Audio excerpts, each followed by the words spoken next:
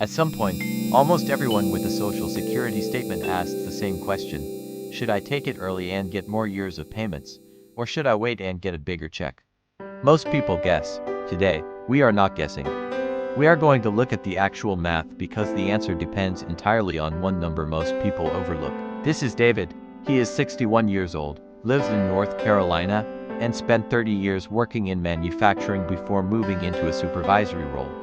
His social security statement shows that if he claims at 62, he would receive $1,480 a month. At 67, his full retirement age, that number is $2,100. At 70, it rises to $2,600. David is in decent health, has about $180,000 saved, and is trying to figure out what makes sense for him. He keeps hearing both sides.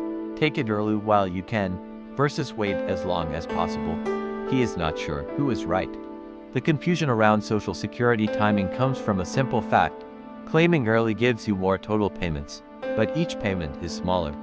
Claiming late gives you fewer total payments, but each one is larger. The question is really about which strategy pays you more over your lifetime, and that depends entirely on how long you live. Social Security was actually designed so that, on average, the total lifetime payout is roughly equal regardless of when you claim. The agency based this on average life expectancy. But you are not average. Your health, your family history, your financial need, and your other income sources all affect which choice is actually better for you. Let us walk through David's numbers carefully. If he claims at 62, he gets $1,480 a month. By the time he turns 67, he has collected 5 years of payments. That is 60 months times $1,480, which adds up to $88,800 in total payments received before someone who waited until 67 even starts collecting. But here is where the math shifts.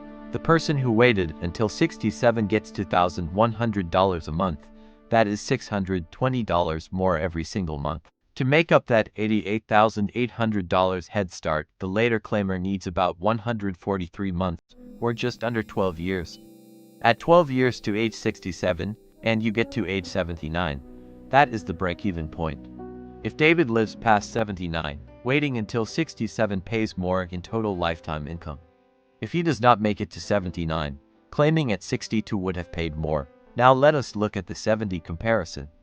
Waiting from 67 to 70 adds another $500 a month.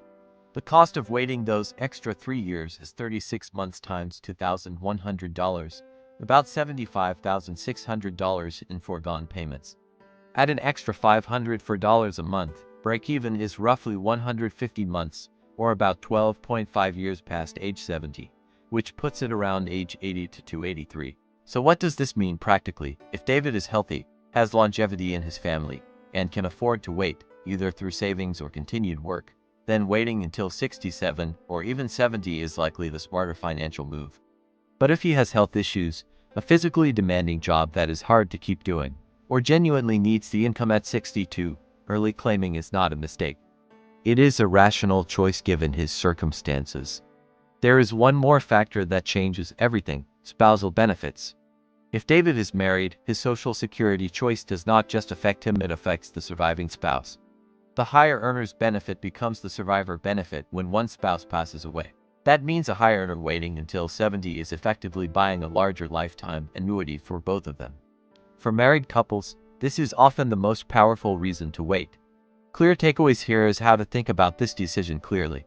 First, calculate your personal break-even age based on your actual benefit amounts, not generic averages. Second, consider your health honestly. Third, if you are married, your decision affects your spouse too, and the survivor benefit is often the deciding factor. Fourth, remember that you can claim Social Security and still work. But if you claim before full retirement age and earn above a certain threshold, your benefit gets temporarily reduced. After full retirement age, you can earn as much as you want with no reduction. There is no universally right answer here. But there is a right answer for you, and it comes from your numbers, your health, and your household situation. Soft outro. David did not leave that kitchen table with a made-up answer. He left with a framework.